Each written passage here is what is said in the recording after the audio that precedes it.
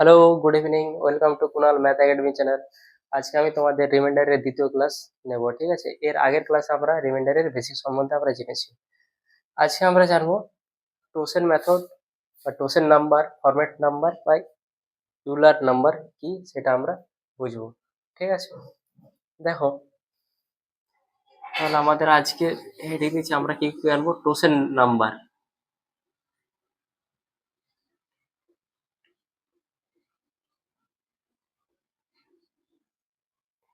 ঠিক আছে, আমরা কি জানবো, টোসেন নাম্বার। টোসেন নাম্বার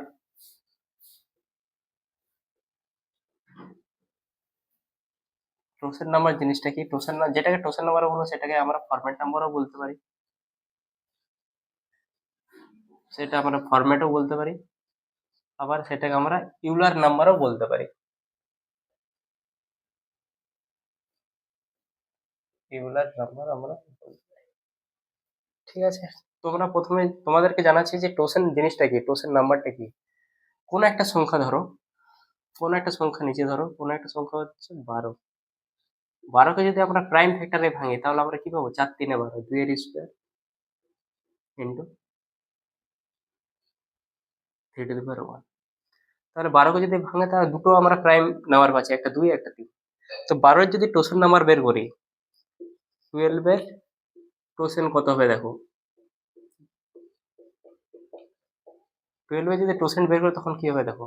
আমরা কি করব, 12 ইন্টু 1 মাইনাস একটা ফ্যাক্টর হচ্ছে 2, মৌলিক ফ্যাক্টর, তাহলে 1 এর 2 করবো একবার, ইন্টু আরেকটা ফ্যাক্টর বলতে 3, 1 মাইনাস 1 এর 3।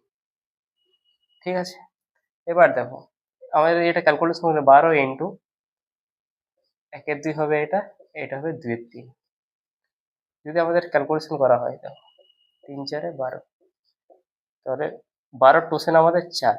এর অর্থ হলো টোসেন নাম্বার, ফরম্যাট নাম্বার বা ইউলার নাম্বার, এর অর্থ হলো যে 12র আগে, এই 12 যে সংখ্যাটা আছে তার আগে আমাদের 12র 4টি কোপ্রাইম নাম্বার থাকবে।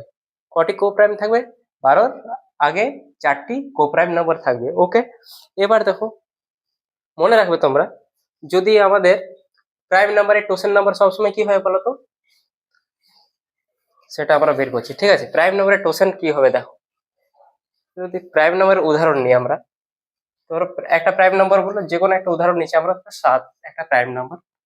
প্রাইম নাম্বারের যখন আমাদের টোসেন বের করবো, 7কে আমরা কিভাবে লিখতে পারি? 7 টু দি পাওয়ার 1। তো 7-এর টোসেন কি হবে? 7-এর টোসেন কি হবে দেখো, 7-এর টোসেন হবে 7 ইন্টু 1 মাইনাস 1/7, তাহলে 7 ইন্টু 6/7 সমান 6।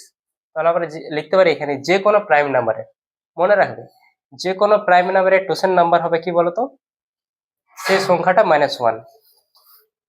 ঠিক আছে, তাহলে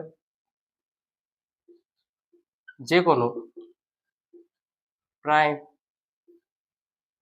প্রাইম নাম্বারের টোসেন কি হবে? প্রাইম নাম্বারের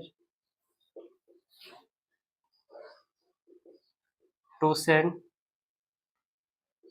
বা ফরম্যাট বা ইউলার নাম্বার যা বলবে, কি হবে? সেই সংখ্যাটা, যে প্রাইম নাম্বার, যে প্রাইম নাম্বারটা থাকবে -1। যদি বলা হয় 7-এর টোসেন কত, 6 বলবো। যদি 13 টোসেন বের করতে বলে কত হবে? 12 হবে। 11 টোসেন কত হবে? 10 হবে। ঠিক আছে, এই টোসেন নাম্বার দিয়ে বা ফরম্যাট বা ইউলার নাম্বার দিয়ে আমরা কিভাবে রিমাইন্ডার বের করব তার আমরা এক্সাম্পল দেখছি। ঠিক আছে, এবার দেখো, আমাদের এসএসসি বা রেলওয়েতেও আসে এই মেথডের কোয়েশ্চেন। যদি কোনো নাম্বার দেওয়া হলো 3 টু দি পাওয়ার 21, এর ভাগশেষ বা রিমাইন্ডার কত? এই 3 টু দি পাওয়ার 21 কে 7 দিয়ে ভাগ করা হয়, ভাগশেষ বা রিমাইন্ডার কত হবে? রিমাইন্ডার কত? ঠিক আছে, যদি বলা হয় তখন আমরা কি করবো দেখো, কিছু কি করবো দেখো, আমরা এইখানে 3 টু দি পাওয়ার যে 21 আছে এই পাওয়ারটাকে এই পাওয়ারটাকে আমরা কি করবো বলতো, 7-এর টোসেন যেটা হবে সেই নাম্বারটা দিয়ে আমরা ভাগ করব। তাহলে 7-এর টোসেন আমাদের কত হবে 6, যেহেতু 7 কি প্রাইম নাম্বার, তাহলে আমরা 21কে 6 দিয়ে ভাগ করব, দেখবো এখানে রিমাইন্ডার কত আসছে। তাহলে 6 3 18, 3 আমাদের ভাগশেষ হবে এখানে। তাহলে এই সংখ্যাটাকে লিখবো আমরা 3/3/7। তাহলে সহজে আমরা বের করে নেবো 3/3 কত হয় 27, 27/7 যদি ভাগ করা হয় তাহলে রিমাইন্ডার কত আসবে দেখো, 7 3 21, 6 রিমাইন্ডার। এই তাহলে এর রিমাইন্ডার কত হবে, অ্যান্সার কত হবে আমাদের 6। ওকে, কি করলাম আমরা দেখো, এই পাওয়ারটাকে ছোট করার জন্য আমরা কি করব, 7-এর যে টোসেন হবে বা 7-এর যে ফরম্যাট বা ইউলার নাম্বার হবে তাকে আমরা কি করব, সেই টোসেন দিয়ে আমরা ভাগ করব। দেখো ভাগ করে দেখবো আমরা রিমাইন্ডার কত হচ্ছে। ঠিক আছে, তাহলে রিমাইন্ডার 3 পেলাম, তো 3/3 করলাম, আর 3/3 কে যদি 7 দিয়ে ভাগ করা হয় তাহলে রিমাইন্ডার কত আসবে 6 হবে। এটাই হবে অ্যান্সার। আরো কয়েকটা উদাহরণ দিচ্ছি, তাহলে আরো সহজভাবে তোমাদের বুঝতে আবার সুবিধা হবে। দেখো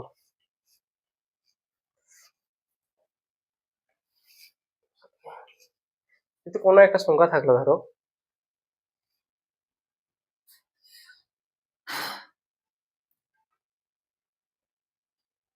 20 আমরা করছি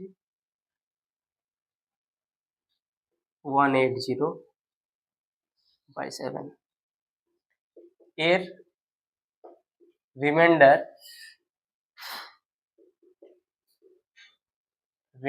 কত হবে, যদি বললে এর ভাগশেষ কত হবে তখন আবার কি করবে দেখো। 7-এর টোসেন কত 6, 6কে দেখো এই পাওয়ার যে আছে তাকে 180-কে সম্পূর্ণভাবে বিভাজ্য হচ্ছে। দেখো 180-কে যদি ভাগ করা হয় 6 দিয়ে তাহলে রিমাইন্ডার কত আসবে আমাদের 0 আসবে।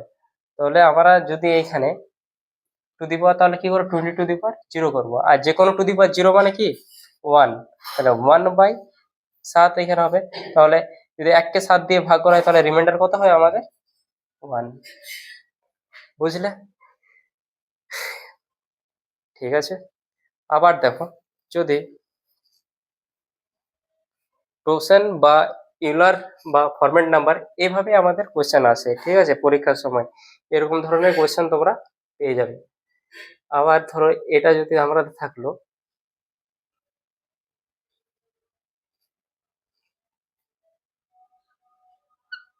53, আর এটা 180 জায়গায় থাকলো 181, আর নিচে আমাদের যদি থাকলো আমাদের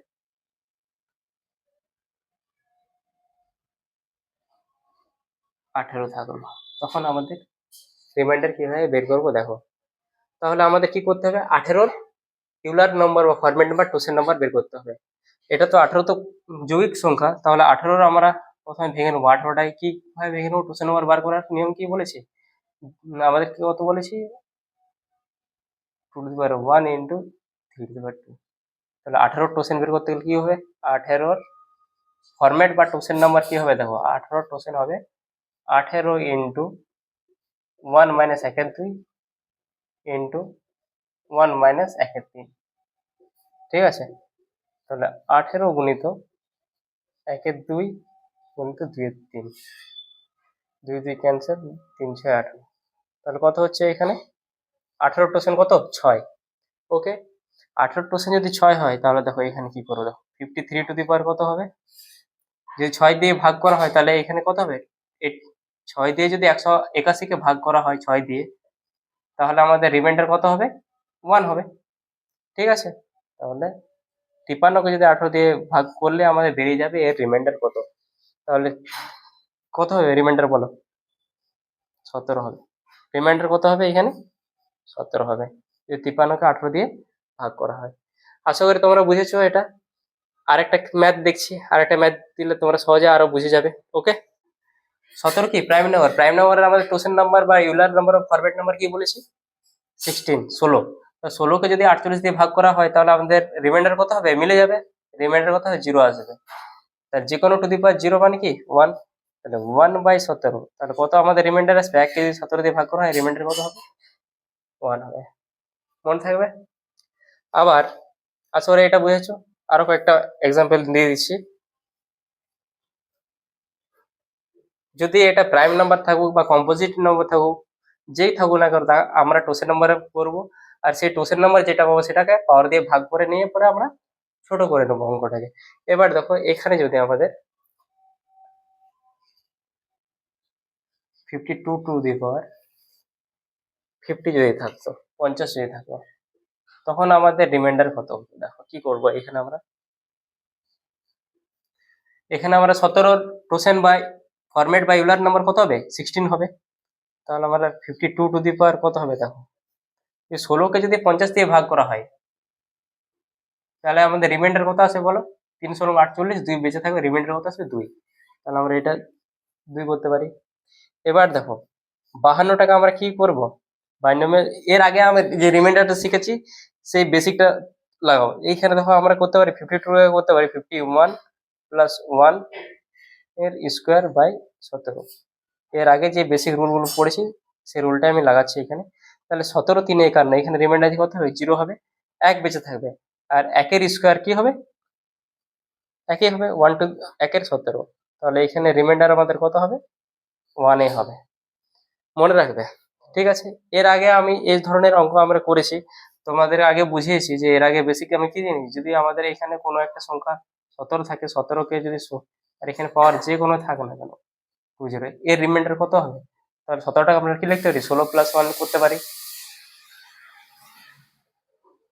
এটা তো সম্পূর্ণভাবে ডিভিজিবল, 0 রিমাইন্ডার, তাহলে 1 টু দি পাওয়ার 20 ভ্যালু কি হবে? 1/16। তাহলে রিমাইন্ডার কত হবে আমাদের? 1 হবে। এই রুলগুলো আমরা আগের ক্লাসে করেছি, তাই এটা তোমাদের বুঝতে অসুবিধা হয়নি। তাহলে আমাদের টোসেন নাম্বার জানলাম, ফরম্যাট নাম্বার, ইউলার নাম্বার।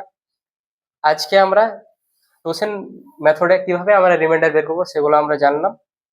এর পরের ক্লাসে আমি কিছু স্পেশাল ক্লাস করাবো, স্পেশাল রুল রিমাইন্ডারের। ব্যাস এই একটা দুটো, তাহলে 3টে ক্লাসে আমাদের রিমাইন্ডারের মোটামুটি সমস্ত রকমের কোয়েশ্চেন আমাদের ক্লিয়ার করে নেবো। ওকে, ঠিক আছে, গুড নাইট। আশা করি তোমরা ক্লাসটা বুঝেছো। আরো তোমাদের এরপর নাম্বার সিস্টেমের সিরিজ চলছে আমার, নাম্বার সিস্টেমের পর আমি শুরু করব অ্যারিথমেটিক। ঠিক আছে, নাম্বার সিস্টেমের পর আমি পার্সেন্টেজ বা রেশিও প্রপোর্শন করাবো। তোমরা থাকো, দেখো তোমাদের অবশ্যই ভালো লাগবে ক্লাসগুলো।